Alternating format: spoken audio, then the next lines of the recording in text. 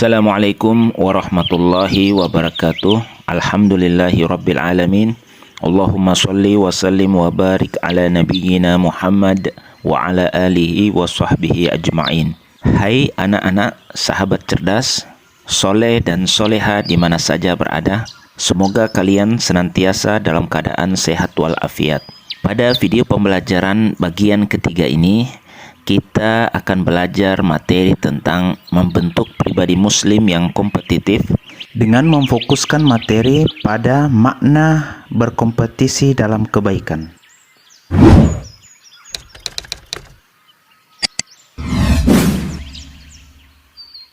Berikut pengertian kompetisi dan kebaikan. Kata kompetisi menurut Kamus Besar Bahasa Indonesia artinya persaingan.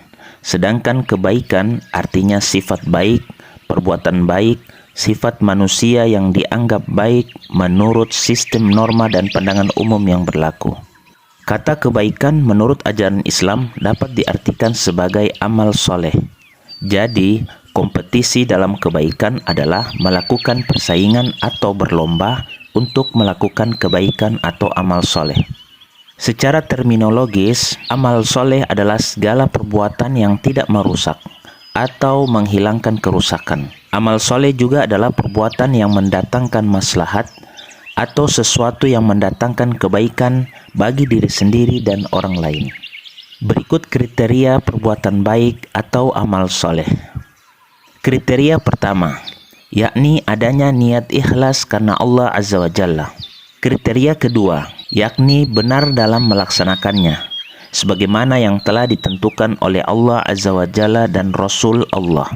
Dan kriteria ketiga, yakni bertujuan hanya mencari ridha Allah Azza wa Jalla. Berikut macam-macam perbuatan baik atau amal soleh. Yang pertama, perbuatan baik atau amal soleh yang berkaitan dengan Allah Azza wa Jalla. Yang kedua, perbuatan baik atau amal soleh yang berkaitan dengan diri sendiri. Yang ketiga, perbuatan baik atau amal soleh yang berkaitan dengan sesama. Dan yang keempat, perbuatan baik atau amal soleh yang berkaitan dengan lingkungan. Berikut keuntungan berbuat kebaikan atau beramal soleh. Keuntungan pertama adalah dianugerahi kehidupan yang baik. Sebagaimana firman Allah Azza wa Jalla dalam Quran Surah An-Nahl ayat 97, yang artinya, barang siapa yang mengerjakan amal soleh, baik laki-laki maupun perempuan dalam keadaan beriman, maka sesungguhnya akan kami berikan kepadanya kehidupan yang baik, dan sesungguhnya akan kami beri balasan kepada mereka dengan pahala yang lebih baik dari apa yang telah mereka kerjakan. Keuntungan kedua adalah memiliki rasa kasih sayang. Sebagaimana firman Allah Azza wa Jalla dalam Quran Surah Maryam ayat 96, yang artinya, sesungguhnya orang-orang yang beriman dan beramal saleh, kelak Allah yang Maha Pemurah akan menanamkan dalam hati mereka rasa kasih sayang. Keuntungan ketiga adalah memperoleh pahala yang besar. Sebagaimana firman Allah Azza wa Jalla dalam Quran Surah Al-An'am ayat 160, yang artinya, barang siapa membawa amal yang baik, maka baginya pahala 10 kali lipat amalnya. Dan barang siapa yang membawa perbuatan jahat, maka dia tidak diberi pembalasan, melainkan seimbang dengan kejahatannya. Sedang mereka sedikit pun tidak dianiaya atau dirugikan.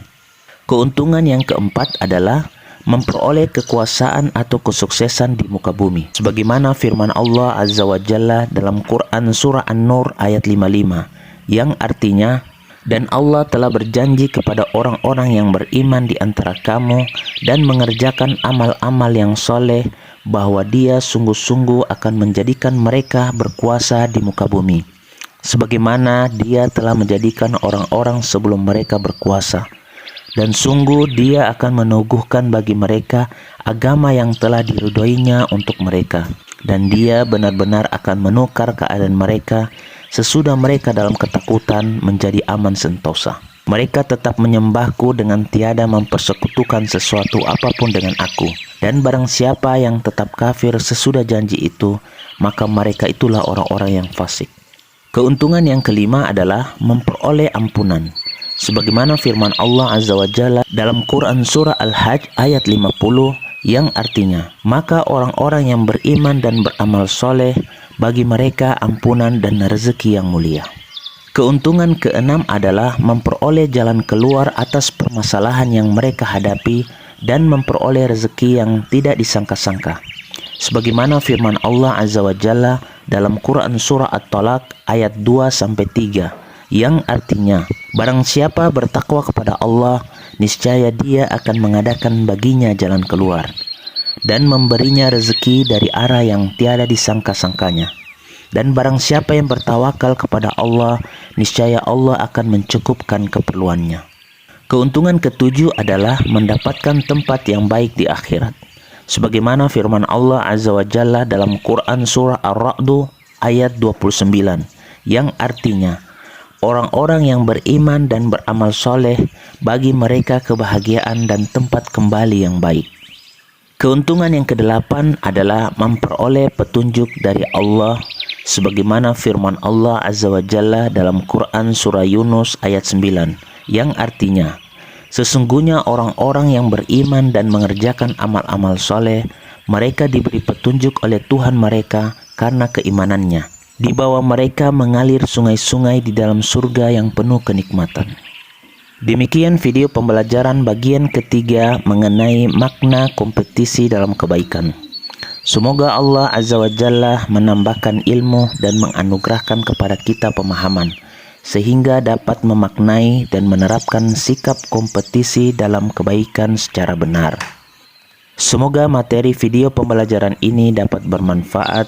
Sampai jumpa di video pembelajaran berikutnya. Assalamualaikum warahmatullahi wabarakatuh.